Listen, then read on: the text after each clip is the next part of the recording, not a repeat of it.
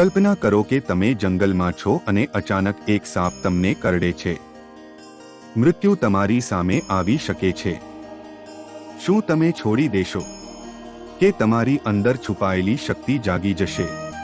આ વાર્તા એક વૃદ્ધ માણસના જીવનને બદલી નાખતી ક્ષણ દર્શાવે છે, જે તમને બતાવશે કે સાચી શાણપણ કેવી રીતે જન્મે છે.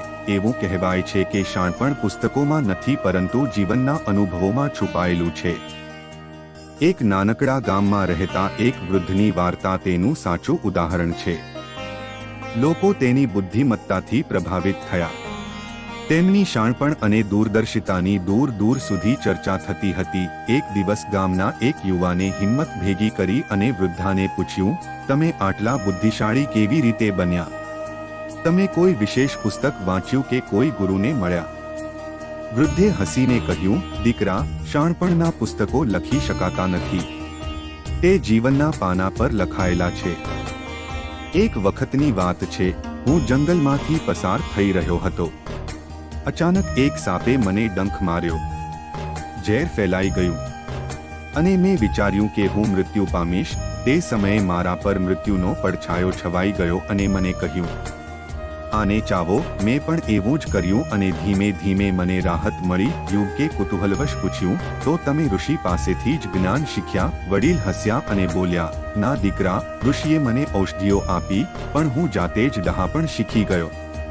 એ સમયે મને ભયે ઘેરી લીધું, પણ મેં હાર ન માની. મને બચવાની આશા હતી. આ આશા, ધીરજ અને હિંમતે બચાવી લીધો. હું યુવક સમજી ગયો. તેણે કહ્યું, તો શાણપણ એટલે મુશ્કેલીઓમાં પણ હાર ન માનવી. વૃદ્ધે માથું ધૂણાવ્યું અને સમજાવ્યું, શાણપણ એટલે દરેક પરિસ્થિતિમાં શાંત રહેવું, સમજદારીથી કામ કરવું અને શીખવાની ઈચ્છા રાખવી.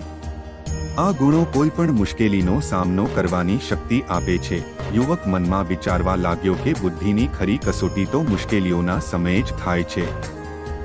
તેમણે વૃદ્ધાના ચરણ સ્પર્શ કરી આશીર્વાદ લીધા અને આ પાઠને પોતાના જીવનમાં લાગુ કરવાનો નિર્ણય કર્યો. આ વાર્તા આપણને કહે છે કે બુદ્ધિ કોઈ પરીક્ષા કે ડિગ્રીથી પ્રાપ્ત થતી નથી, પરંતુ જીવનના અનુભવમાંથી શીખવાથી તેનો વિકાસ થાય છે.